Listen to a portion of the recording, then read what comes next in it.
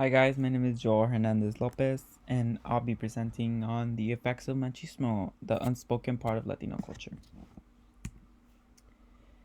So society has dramatically moved on with examples like unequal treatment, unequal salary, gender barriers, etc.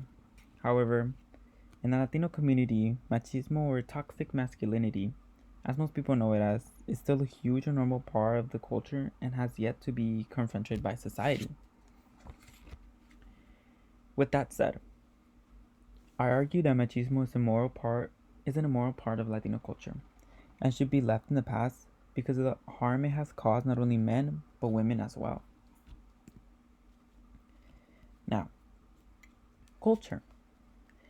Culture as we know it is a huge factor that society prides itself over. Many embrace the values and traditions their ancestors and family members left before them. Gender roles have been drilled and kept at the back of society's mind for many decades, affecting and or influencing many cultures, traditions, and lifestyles. Now, here's a little history lesson. Until the 20th and 21st century, women and minority women started to accomplish anything and everything, which made men question their superiority, and whether or not women were allowed to fulfill such huge roles. This affected many Latino communities, as traditions and values that had been kept for generations were pushed aside as new members of every culture started to break apart from their old traditions and values and started fighting for equal representation. Furthermore, this led Latino men to feel powerless, in shock, and feeling like they had nothing else to uphold, while society changed before their eyes.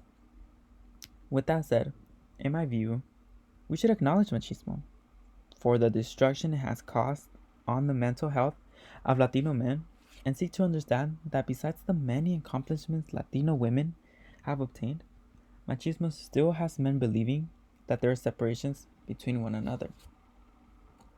Now I want to share with you guys a TED Talk. But it was how Hollywood saw me. And over time, I noticed a parallel between the roles I would play as a man, both on screen and off. I've been pretending to be a man that I'm not my entire life. I've been pretending to be strong when I felt weak, confident when I felt insecure, and tough when really I was hurting. I think for the most part, I've just been kind of putting on a show. But I'm tired of performing. And I can tell you right now that it is exhausting trying to be man enough for everyone all the time. Now, right? My brother heard that. And for as long as I can remember, I've been told the kind of man that I should grow up to be. As a boy, all I wanted was to be accepted and liked by the other boys. But that acceptance meant I had to acquire this almost disgusted view of the feminine. And since we were told that feminine is the opposite of masculine, I either had to reject embodying any of these qualities or face rejection myself.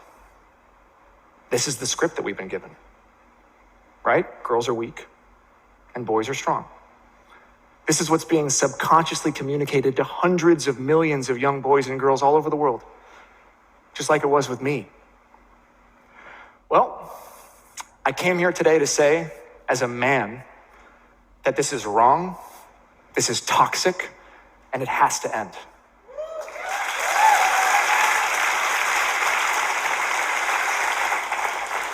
Now, I'm not here to give a history lesson. We likely all know how we got here, okay? But I'm just a guy that woke up after 30 years and realized that I was living in a state of conflict. Conflict with who I feel I am in my core, and conflict with who the world tells me as a man I should be. But I don't have a desire to fit into the current broken definition of masculinity, because I don't just want to be a good man. I want to be a good human. And I believe the only way that can happen is if men learn to not only embrace the qualities that we were told are feminine in ourselves, but to be willing to stand up, to champion and learn from the women who embody them. Now, men, I am not saying that everything we've learned is toxic. okay? I'm not saying there's anything inherently wrong with you or me. And men, I'm not saying we have to stop being men. But we need balance, right? We need balance. And the only way things will change is if we take a real honest look at the scripts that have been passed down to us from generation to generation and the roles that as men we choose to take on in our everyday lives. So speaking of scripts, the first script I ever got came from my dad. My dad is awesome.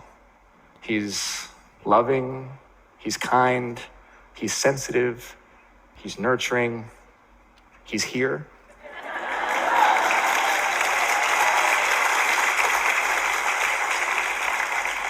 He's crying. But, sorry, Dad, as a kid, I resented him for it because I blamed him for making me soft, which wasn't welcome. Super great video. Highly recommend watching the whole thing. But adding on to what the TED Talk was talking about, support or therapy groups for men allow them to express themselves and come to terms with their actions and thoughts. For example, according to Petrie, one of the authors I cited, and I quote, "The many therapy sessions showed how men in Mexico showed machismo traits due to the fact that they were fearful of losing their partners because of their horrible actions due to being a man and thinking they can control a woman. This quote just means that opening up to a complete stranger has helped men clear their minds and basically allow them to get help." Now, school engagement with students can make a drastic difference with school systems that do not pay attention to harm. For example, according to Sanchez, another author, and I quote, "Students were surveyed about many gender-related variables. They included gender role attitudes, substance abuse, sexual motives, and sexual behaviors." Now, this quote meant that having conversations with students at a young age, even if it is uncomfortable, allows them to be open with at least one person and not feel judged about it. Now, religion. Religion has a huge role in the practices and beliefs taught in Latino culture. For example, according to Whittaker, another author I quoted, "For example, the Catholic Church has a much stronger influence in conservative city of Zamora in Michoacan than in liberal Mexico City.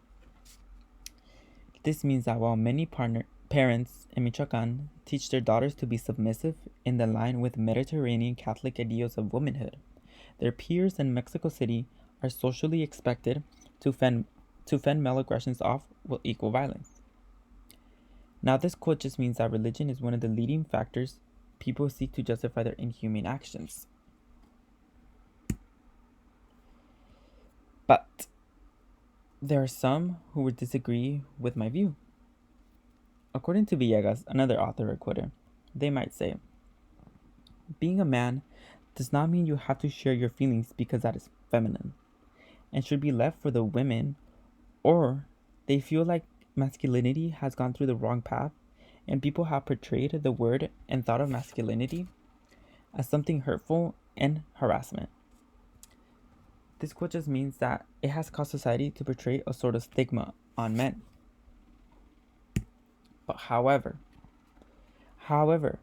they failed to see that although it was a norm to have men in power, women in low-class status jobs and minorities not succeed in the old days, the generations of today and tomorrow are moving forward and keeping the values that were taught and leaving those that would be a barrier in their success, such as gender norms. As stated in the background info above that I listed, schools are now and or will start opening their eyes to societal factors that are changing to better accommodate the lifestyles many students choose to live. Society will not turn and look back, but rather look forward to the future for those who are willing to be accepting of one another. Society is very beautiful, with different types of people and cultures that make us who we are. We strive to uphold not only our families, but our culture's honor and traditions, but some just seem too severe. Machismo at the moment and for a long time won't have a solution. Something everyone can do is be a listener to those who don't have to those in need, and don't be a bystander when something awful is taking place and not be judgmental. Schools and organizations have been rising up, helping, and educating the young. So the society of tomorrow just won't be as cruel as the society of today. Last but not least, society is moving forward with support groups, therapy groups, religions, school systems, etc., who just are willing to change for the future of our population, thus realizing that with all this help, finally shedding light, there won't be room for large amounts of harassment and discrimination. Here's my works cited page, and thank you.